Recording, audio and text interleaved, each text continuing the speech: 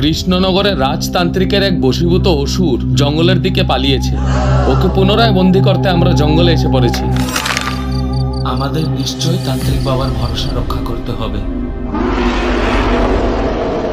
জিরি ভাই, গর্জনগুলো গুহার ভিতর থেকে আসছে। মন্ত্রীমশাই, আপনি আমার পিছনে দাঁড়ান। সবাই সাবধান থাকুন। জিরি ভাই, এখন কি করা যায়? গোপাল দাদা, তাহলে আমি একটু গুহার ভিতরে গিয়ে দেখে আসি। ওকে যদি পেয়ে যায় তাহলে ওখানে ওটাকে পরাস্ত করে আমি বেঁধে নিয়ে আসবো। তোমরা একটু ভয় পেও না। না না, তোমাকে এত ঝুঁকি নিতে হবে না। তুমি শুধু তোমার মন্ত্রপুত জাদুগোলা ওই গুহার ভিতরে ছুঁড়ে মারো, তাহলে অসুরটা নিশ্চয় ঘায়েল হয়ে বাইরে বেরিয়ে আসবে। ঠিক আছে গোপাল দা।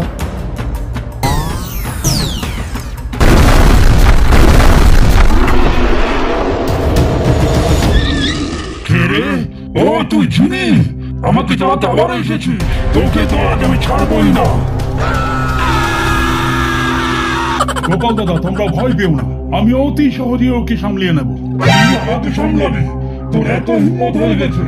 পুচকে যিনি কোথাকার, তোকে তো আমি এক টিপে শেষ করে দেবো, বুঝলি?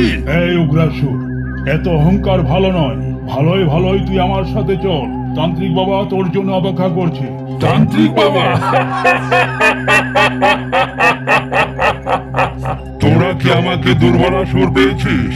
এই আমার কঙ্কাল ফৌজ, তোরা প্রকট হয়ে যুদ্ধের জন্য তৈরি হ।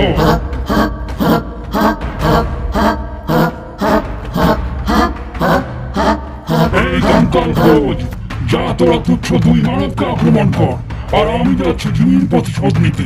জিনি ভাই, এই সংকীর্ণ জায়গায় যুদ্ধ করা যাবে না। আমরা একটা খোলা পরিসরে চলে যাই। আমরা দুজন কঙ্কালের সাথে যুদ্ধের জন্য তৈরি হয়নি। চলুন চলুন, আর বসে থাকলে হবে না।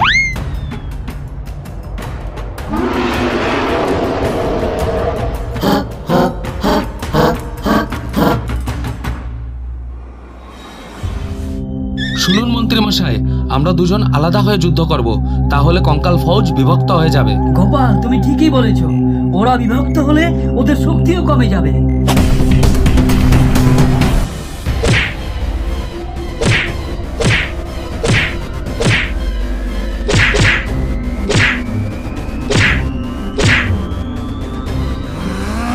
চল তাহলে হয়ে যা।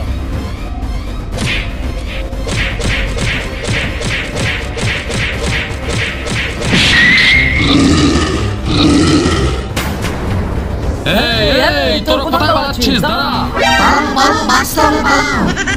ওরে, আমাকেও তো সাথে নিয়ে যা, না হলে জিনি আমাকে নিয়ে লাফালাফি খেলবে।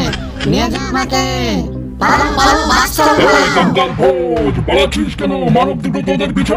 এই উগ্রাসুর, এই মানব দুটো শুধু কঙ্কাল নয়, তোর পিছনে পড়ারও হিম্মত রাখে। সাবধান, এখন যুদ্ধের জন্য তৈরি হ। মন্ত্রী মশাই, মন্ত্রপুত অস্ত্রগুলোকে জাগ্রত করার জন্য ওদেরকে স্মরণ করুন, আর যুদ্ধের জন্য মনে মনে তৈরি হয়ে নিন।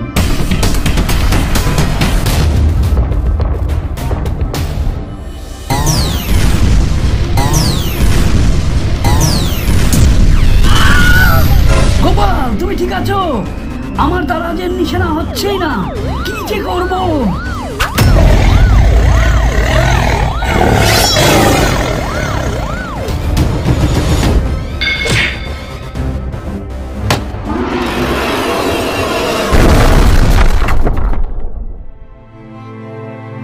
এ কি করলে জিনি ভাই? উগ্রাসুর যে চিতই পিঠা হয়ে গেল। ওকে তো ধরে নিয়ে যাওয়ার কথা। জিনি ভাই, তান্ত্রিক বাবা এখন কি করবে? তুমি তো আমাদের বাঁচাতে গিয়ে ওকে মেরেই ফেললে।